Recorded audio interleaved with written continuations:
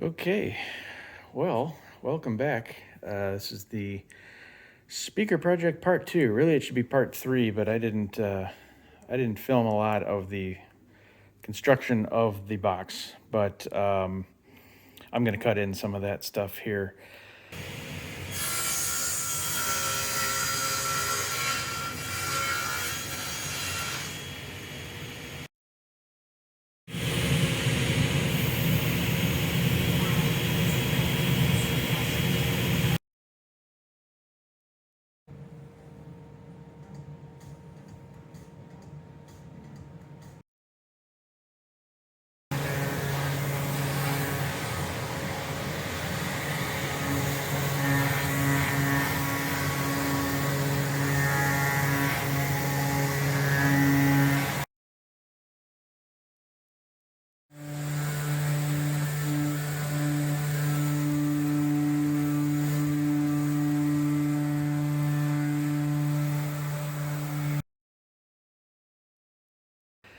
But anyway, this is the progress so far.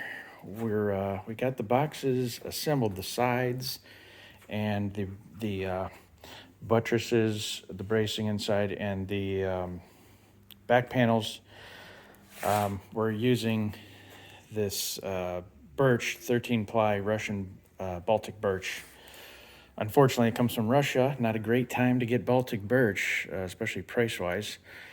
But stuff's expensive, but I do think it's the best material you can get for a box. So I've replaced drivers many times in MDF speakers, which is what 95% of speakers are made out of. And you replace the driver, you pull a screw out, it turns to sawdust, and then you drive the screw back in with a new driver, and you can never get it tight. It just wants to strip out because MDF just turns to sawdust, and I hate that. This stuff is so much more stable. It's a very strong wood, and with all the 13 plies, and the plies are oriented 90 degrees from each other, so it's very strong material. So I knew I wanted to build it with this. As the cost of the materials go up, so will the price on the speaker. It'll just have to. But, it's in the grand scheme of things, it's not that much more to do it. So I want to do it right. Anyway, I abandoned the earlier dimensions. This is a bit longer of a dimension. I had the dimensions made out on the cardboard for the golden ratio, as I was saying before, and it just looked too fat and chubby of a speaker.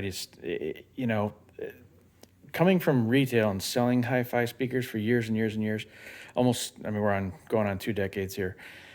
The number one most important feature is that it looks good. So even if it sounded just a smidge better because it was the golden ratio and everything, if it didn't look as good, people wouldn't buy it. So I want this speaker, even though it's a basic rectangular box, let's say basic, I want it to look great as well. So this is the back of the box. What we're doing with the back is insetting the back so that it's a removable back panel, which is pretty cool. Like Harbeth, this will just plop in there like that. Harbeth has a removable front baffle, but I want the front baffle to be bonded perfectly to the cabinet. But if we have to service it or change wiring or crossover components or whatever, the whole back's going to be removable. That way we don't have to remove drivers to get to the crossover, which is kind of neat. So the binding post is going to be back here, the port's going to be back here, and then the crossover will probably be bonded right to the bottom of the speaker, of course on the inside. And then whatever badging I get for whatever I decide to call it. It's kind of a neat size. We're able to get a whole pair out of one sheet. So Baltic birch doesn't come in 4x8s. It comes in 5x5s, which is kind of an awkward size. So that's what they look like now. Now the front, I've got the battens flush with the face. So we've got a lot more gluing surface to the baffle when we install the baffle. We're going to do dominoes, they're called. It's kind of like what do you call those things? I forget. Anyway, biscuits, where they get dadoed in, glued in, and then they equally on the baffle, and then it presses in, and then as well it's glued and clamped too. So it'll be a real strong front baffle. Now between the tweeter and the woofer, I'm thinking about a cross brace, either just a thin one between, a couple inches thick between the sidewall and then across the baffle, just to give the baffle a little more rigidity there, or from the baffle to the sidewalls all the way back and make it a full brace. I'm not sure, because inside here I'm going to do damping material. We're going to do like Dynamat and then an interior eggshell, egg crate foam on top of the Dynamat, so it'll deaden these cabinet walls real good, because we're gonna get no resonance in the mid range. Basically, use that kind of British tuning a little bit with. I'm a mid range junkie, so colorless mid range. I want mid range that's just pristine. Female vocals, Nora Jones, gonna sound great on these.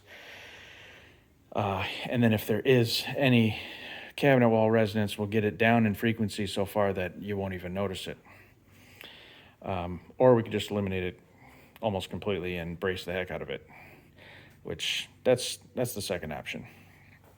So anyway, over here, these are the baffles under here. We just got done veneering them. So I found this is a Santos rosewood veneer. It'll get a lot darker when it's finished. But we applied it. This stuff's hard to work with because it's wood. It's all wood. It's not paper backed, or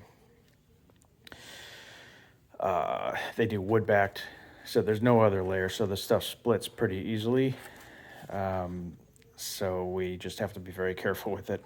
And then glue the back of the veneer, glue the back of the baffle, spread it out really evenly, and then we place the veneer down, put some wax paper down, put another board on it, and then clamp the heck out of it. So this is wood glue. This is more difficult than contact cement with a paperback veneer, but it is the strongest possible bind you can get. So anywho, that's the progress so far. I think we've made a lot of progress. We are getting the CNC, or the baffle cut out via CNC, so we're getting that drawn up so that the holes are perfect, and then the flush mount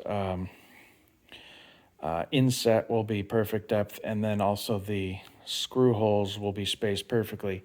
I also, even though this material you can screw into and it's really strong, I also want to use threaded inserts in the screw holes so we can get a really nice tight bond from the driver to the baffle. That makes a difference. Really good clamping pressure to the baffle. Also, when replacing drivers, you're not actually doing any wear to the wood. Not that I expect to be replacing drivers, but if I do, the speaker will be 100%. It's not going to be compromised by a stripped out screw hole or anything. So that's that. The sides, I think we are doing, like here on the back, I'm leaving the raw edge because I want to show the Baltic birch. I mean, it's going to be varnished, but I want to see the plies. But same thing for the baffle. So the baffle is going to go on the front, and you're going to see the plies around the edge, because this material is just beautiful. But the face of the baffle is going to be rosewood, or at least this pair is. These veneers can get crazy. I found some veneers that are $800 for a sheet, and you couldn't even do this pair of speakers completely with them, which is kind of crazy. But I'm also thinking for the sides and back, an ebony wood dye, or a stain of some kind. But I guess the Baltic birch takes better to dyes. We'll see how that goes. But I want it really dark, but just so you can just see the wood grain through it, so you know it's real wood, because it's got a nice finish on it, especially once it's sanded. This one's sanded down. It's got a nice finish. But so the sides and back will be a really dark finish, and then you'll get the edge of the plies, and then you'll have a rosewood face. And the grain in the rosewood, I got a 8-foot long piece of rosewood, and trying to make a mirrored pair, a matched pair. So we found a grain that kind of has this V in it, and it's got a really dark, distinct grain. And then tried to find another one that looks almost just like it, so you have a left and a right pair that kind of match, you know. Not exactly book match, like sequenced veneers that are sliced off one after the other, and then you get them in pairs. It's not like that, but it's a similar grain, so they should look really nice together. Anyway, thanks for watching, and we'll see you on the next one. Hopefully, you know, gonna be crossover design, gonna be cabinet dampening, finishing, the CNC baffle. There's a lot of steps to go yet, so definitely gonna be a lot of work involved. But thanks for watching. We'll see you on the next one.